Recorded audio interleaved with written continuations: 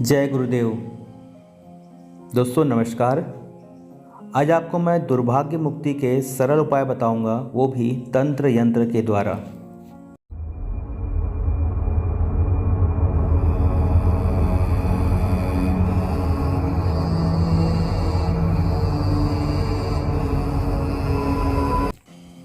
दुर्भाग्य मुक्ति के लिए हमेशा मनुष्य कोशिश करते रहता है कि वह हर पल उसे सफलता मिले, जीवन में पूर्ण आनंद प्राप्त हो, खुशियाँ ही खुशियाँ मिले, और इसी के लिए वह दिन रात मेहनत करता है।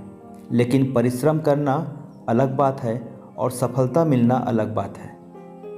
मैं हर बार कहता हूँ कि एक समय में भगवान कृष्ण ने कहा था कि कर्म करते रहो, फल की चिंता न करो। लेकिन कलयुग में हर व्यक्ति कर्म करने से पहले फल की चिंता करने लगता है।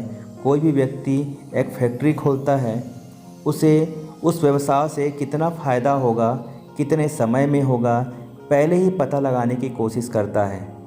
एक व्यक्ति यदि कोई डिप्लोमा या व्यवसाय प्रशिक्षण प्राप्त करता है तो सबसे पहले यह जान चुका होता है कि उस कोर्स से उसे क्या फ़ायदा होगा। इसलिए आज के समय में वह बात तो नहीं रही कि कर्म किए जाओ और फल की चिंता ना करो, पर यह बात अलग है कि फल की चिंता करके बिना फल हाथ नहीं आता। इसलिए व्यक्ति वह उपाय करना चाहता है जिससे उसे सफलता प्राप्त करने में कुछ मदद मिले।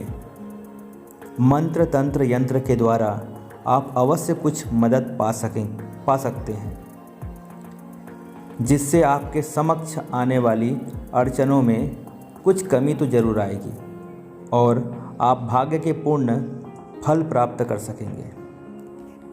आज जानेंगे यंत्र क्या है। यंत्र की रचना का आधार शुद्ध आकृति और विज्ञान पर आधारित है।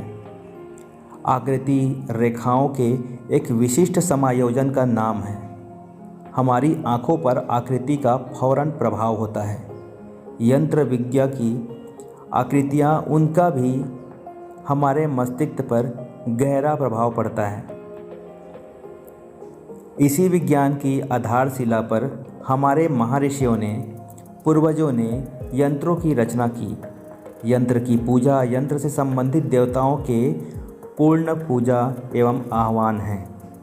एक विशिष्ट क्रम से तथा विशिष्ट मंत्र द्वारा किसी देवता का ध्यान करने से उस देवता का विशिष्ट यंत्र साधकों को स्थूल रूप से अंतरिक्ष में दृष्टिगोचर होता है, और यहीं जड़ चैतन्य अथवा सिद्ध होते ही देवता का साकार रूप में परिणित हो जाता है। देवता का यह रूप उसी प्रकार का होता है जैसा उस देवता के ध्यान में वर्णित होता है। मानव शरीर विशाल ब्रह्मांड की प्रतिमूर्ति है, अर्थात जितनी शक्तियाँ अथवा विभूतियाँ इस समस्त विश्व का संचालन कर रही हैं, वे सभी सूक्ष्म रूप से इस पिंड में विद्यमान हैं, मतलब कि हमारे इस शरीर में विद्यमान है। भारतीय ग्रंथों में कई ऐसे यंत्रों का उल्लेख मिलता है जो कई यंत्र विभिन्न मंदिरों, गुफाओं और पौराणिक स्थानों में खुदे हुए दिखाई देते हैं। जन सामान्य इन आकृतियों को समझ नहीं पाता क्योंकि वो दुर्लभ भाषाओं में होते हैं। वैसे तो कितने ही यंत्र पौराणिक ग्रंथों में विद्यमान हैं, किंतु कुछ सरल यंत्र तो बहुत से जगह अनुसंधान या म्यूज़ियम में पाए गए हैं, कई भी सत्य भी पाए गए हैं। उनका संक्षिप्त विवरण कुछ मैं आपको बताने की कोशिश करता हूँ।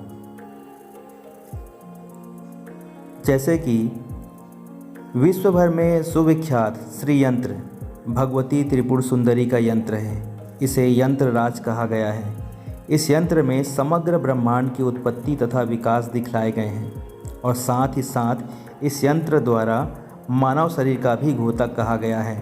इस यंत्र के क्रमों अथवा महत्व को लेकर अनेक ग्रंथ लिखे गए हैं। बहुत से यंत्र तो लुप्त भी हो गए हैं। हमारे गुरुदेव नारायण दत्त सिंह माली जी के द्वारा कई सारे पुस्तक भी लिखा गया है, जिसमें यंत्र के रहस्यों के बारे में बताया गया है।